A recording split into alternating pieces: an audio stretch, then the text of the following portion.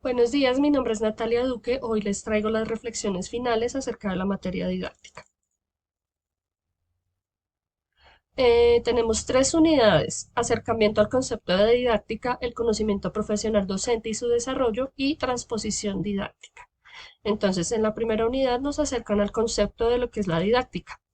¿Qué es la didáctica? Tomo una cita que me pareció bastante importante del OVA de la unidad 1. La didáctica es una ciencia cuyo objeto de estudio se asume como el proceso aprendizaje. En un contexto dinamiza las conexiones entre el docente, los alumnos y los contenidos, constituyendo el acto didáctico. Entonces la didáctica viene a ser todas aquellas herramientas que posibilitan el acto didáctico. Eh, y es una ciencia porque ha sido objeto de estudio desde hace muchos años, desde la pedagogía. La didáctica tiene un propósito, ¿m? Del cual hablaremos en la siguiente diapositiva, pero primero es importante aclarar que la didáctica es un puente entre el componente humano y el técnico del proceso de enseñanza-aprendizaje. Entonces, con el componente humano nos referimos a los dos elementos fundamentales que son maestro y alumno, y el técnico es el conocimiento. Entonces, ya acercándonos un poco a lo que es el propósito que tiene la didáctica, el propósito de la educación como tal. ¿Cuál es ese propósito? Tomo otra cita: hacer que el hombre sea libre en su naturaleza para extraer lo mejor de sí. Entonces, Armando Zambrano en su texto nos menciona dos conceptos muy importantes que son naturaleza y libertad. Naturaleza la entiendo como la condición intrínseca de seres vivos, de animales dotados de raciocinio. Y la libertad viene a ser que a partir de esa comprensión de lo que somos, de esa naturaleza como seres humanos, se llega a la libertad de actuar. Entonces, esa libertad es comprendida como uno de los fines de la educación. ¿Sí? Nos educamos para ser libres. Siguiendo la siguiente unidad, hice un paralelo entre el saber disciplinar y el saber práctico. Entonces, el saber disciplinar lo entendemos como todo aquel conocimiento y bagaje científico que tiene el profesor, el docente, que pretende ser transmitido. Y el saber práctico se refiere a toda la experiencia docente en su quehacer, el docente en su quehacer, toda esa experiencia se lo denominamos saber práctico. Entonces hay una discusión importante en uno de los textos, y es que ese saber práctico no ha sido tenido en cuenta en la construcción del saber escolar. Entonces, se ignora y se aísla un poco ese saber práctico y no se tiene muy en cuenta a la hora de la construcción de los currículos y de todo lo que es el saber escolar.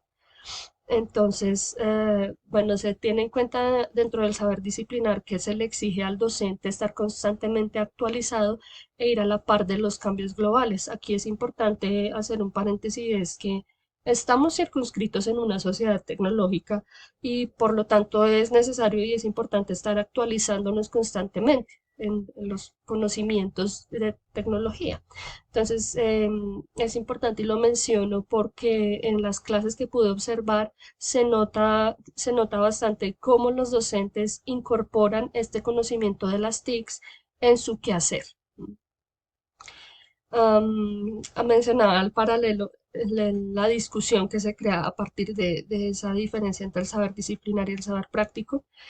Y también es importante mencionar sobre el saber práctico que depende mucho de las creencias y conocimientos de cada docente. Es decir, que cada docente en su quehacer se pone a sí mismo, pone todo su bagaje cultural en esta práctica docente. Bueno, pasando aquí a transposición didáctica, tenemos dos conceptos importantes: uno dado por Chevallard en 1987, que fue el precursor de lo que conocemos hoy como transposición didáctica.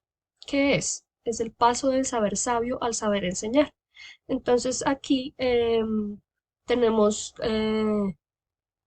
todo el saber disciplinar, disciplina y sus marcos teóricos que debe tener el docente.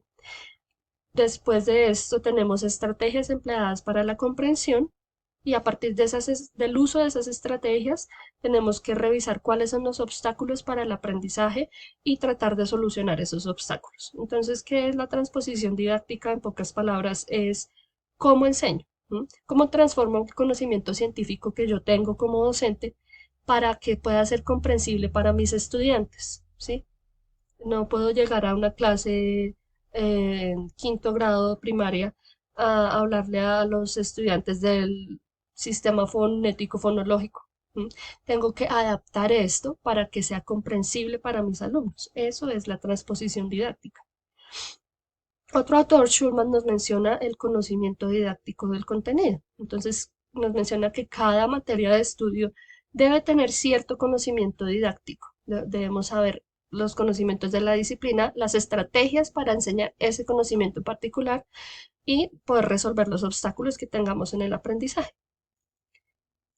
Por último, la reflexión, ¿cómo le ha servido el proceso de observación intencionada de clases para reconocer la importancia del proceso de transposición didáctica?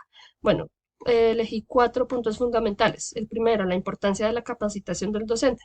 Pues como mencionaba anteriormente, es imposible que yo sea docente si no tengo el conocimiento. Entonces, primero me tengo que capacitar, no solo en conocimiento, digamos, de inglés, sino también en valores, ¿m? Porque dado que este proceso de enseñanza-aprendizaje es humano, necesita de un componente fuerte en valores. Entonces, no solamente el contenido, sino también el saber enseñar. Necesito una carga de valores que me permitan transmitir ese conocimiento. ¿M? Lo pude evidenciar en los videos. Hay un componente muy humano, muy afectivo. No solamente se enseña desde el contenido, desde la teoría, sino también desde la afectividad. ¿Cómo lo hago? ¿Cómo es la mejor manera de comunicarme con un niño de 10 años, por ejemplo? Ese conocimiento es esencial. La sociedad tecnológica, ya hablé un poco acerca de eso, entonces en las clases que observé vi que para los niños de ahora es fundamental saber esto, saber que ellos están inscritos en una sociedad tecnológica y asimismo nosotros tenemos que hacer esa transformación, ese paso para podernos incluir en ella, ¿m? Y darle a los niños lo que ellos necesitan. Aparte del rol activo del estudiante, ellos se involucran mucho en las clases y es esencial que ellos tengan una motivación para que exista ese aprendizaje. Si no hay motivación para aprender, no existe aprendizaje. Entonces, eso fue algo que pude ver y que me pareció bastante importante. Creo que esto es todo. Muchas gracias.